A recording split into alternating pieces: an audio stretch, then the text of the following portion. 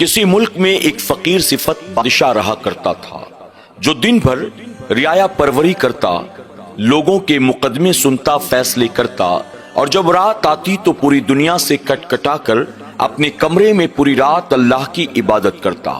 اس بادشاہ وقت کی ایک خوبی یہ بھی تھی کہ بادشاہ ہونے کے باوجود یہ نماز پنجگانہ مسجد میں جا کر بجماعت ادا کیا کرتا تھا۔ اس بادشاہ کی اکلوتی بیٹی تھی۔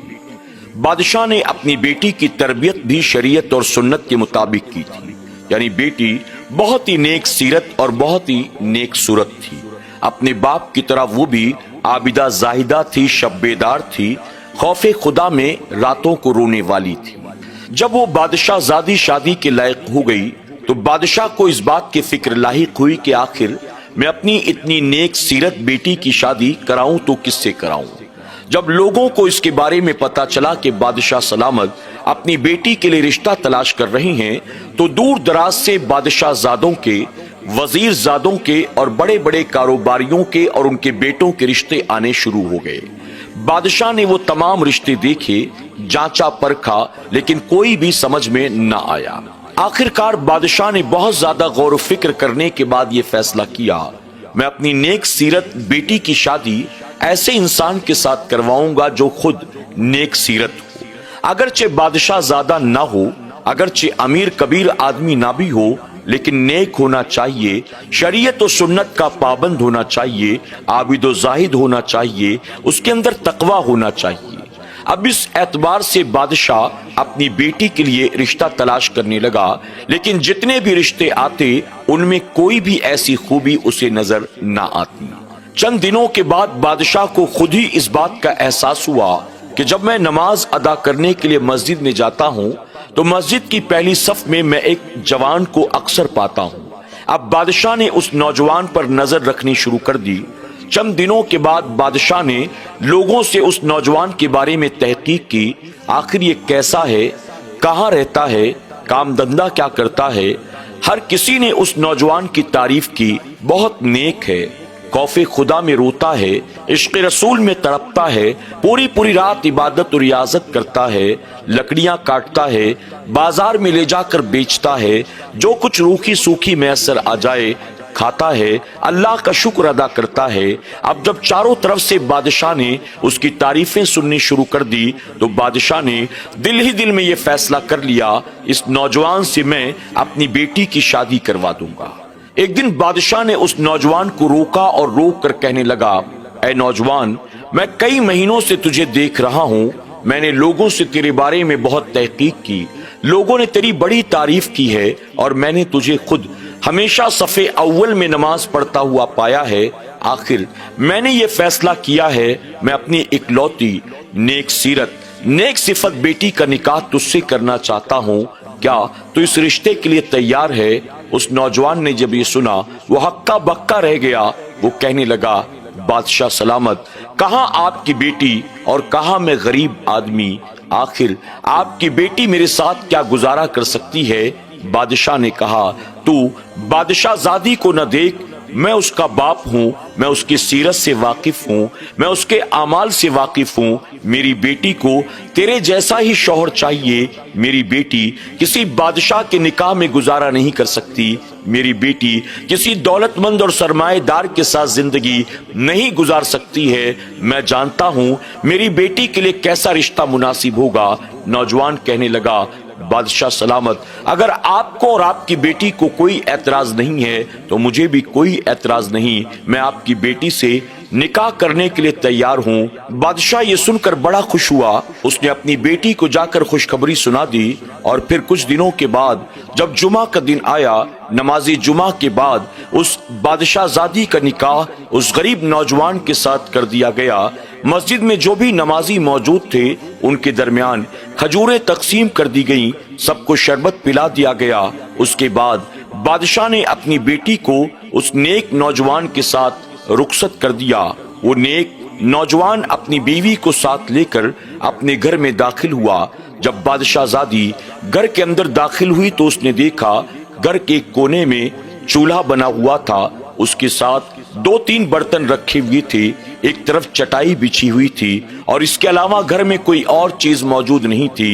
जब बादशाहजादी घर के अंदर दाखिल हुई, करीब जाकर उसने देखा तो एक प्लेट में प्याला पलट कर रखा गया था, यानी यूं महसूस होता था जैसे कोई चीज इस प्लेट के अंदर प्याले से ढांक कर रखी गई हो।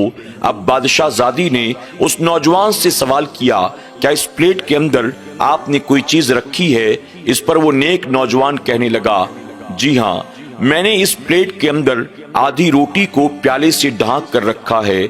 बादशाहजादी कहने लगी, आधी रोटी को आपने प्याले के नीचे क्यों ढांक कर रखा है? तो वो नेक नौजवान कहने लगा, दरअसल कल मैंने जो लकड़ियां बेची थी उससे जो पैसा मैसर आया था उससे मैंने एक रोटी खरीदी थी। वो एक रोटी आधी मैंने उसमें से सहरी में खा ली, आज मेरा रोजा था। आधी रोटी मैंने इफ्तार के लिए रखी हुई है, जब इफ्तार का वक्त आएगा ये आधी रोटी खाकर मैं रोजा इफ्तार करूंगा। जब उस नेक नौजवान ने अपनी बीवी यानी बादशाहजादी से ये बात कही तो बादशाहजादी उस नेक नौजवान से कहती है, मुझे तुम्हारे साथ नहीं रहना, मैं तुम्हारे साथ गुजारा नहीं कर सकती, मुझे फौरन अपने मायके यानी महल वापस भिजवा दो। नेक नौजवान ने सुना तो कहने लगा, मैंने तो बादशाह सलामत से पहले ही कहा था, कहाँ बादशाहजादी और कहाँ मैं गरीब, कहाँ महलों में रहने वाली और कहाँ मेरा ये कच्चा मकान, कहाँ वो तरह तरह की नेमतें खाने वाली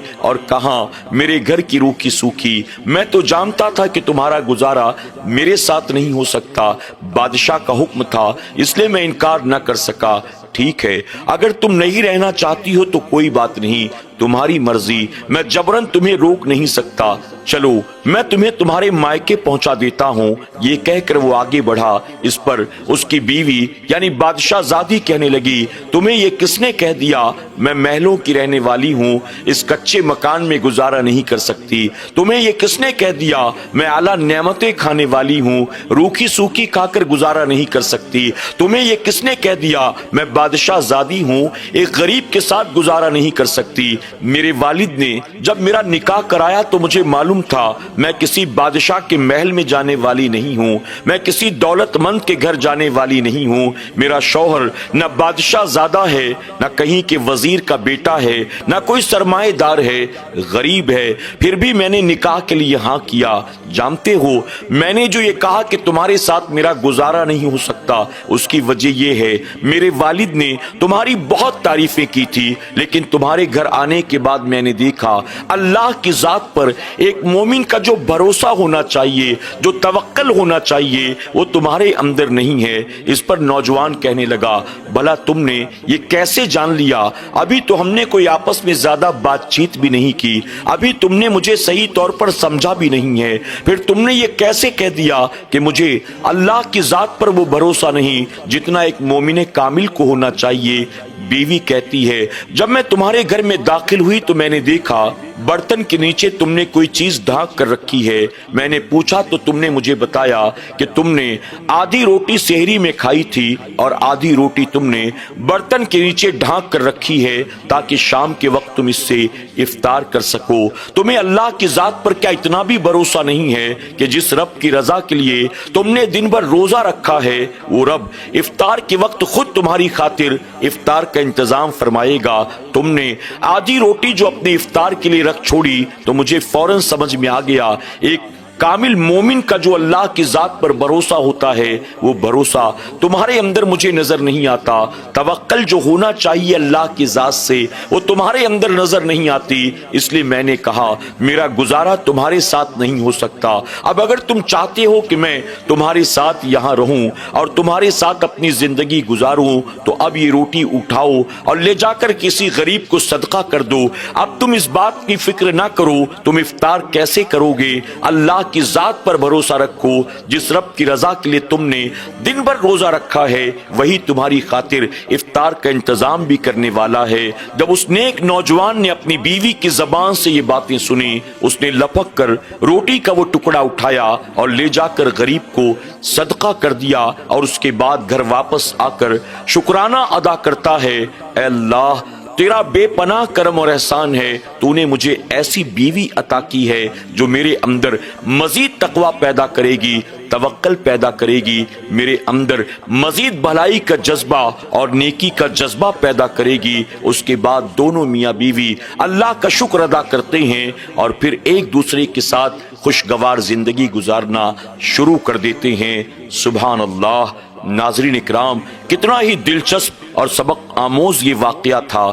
آپ ذرا دیکھیں، کل تک بادشاہ زادیوں کا بھی اللہ اکبر اللہ کی ذات پر کیسا یقین ہوتا تھا، کل تک کی بادشاہ زادیاں بھی کس طرح سے غریب کے نکاح میں نبھایا کرتی تھی اور غریب سے نکاح کر کے اللہ کا شکر ادا کرتی تھی، اور آج غریب کی بیٹیاں کسی امیر کے گھر بیاہ کر جائیں تو ذرا دیکھو ان کی ٹھاٹ، ذرا دیکھو ان کا سجنا سورنا، ذرا دیکھو ان کا خرچ کرنا، ذرا دیکھو ان کی بے حیائی اور یانیت، اللہ رسول کی بغاوت اور نافرمانی کا عالم۔ اللہ جنہیں ہزارہ نعمتیں عطا کرتا ہے، وہ نعمتیں پانے کے بعد اپنے رب سے بغاوت کرتے ہیں، اپنے رب کی نافرمانی کرتے ہیں، اور جنہیں اللہ تبارک تعالیٰ نے اس دور میں بادشاہت دی تھی، بادشاہ کے گھر پیدا کیا تھا، کس طرح سے اللہ کی تمام نعمتیں پانے کے باوجود وہ اللہ کی اطاعت کرتے تھے، فرما برداری کرتے تھے، محبت کرتے تھے، عبادت و ریاضت کرتے تھے۔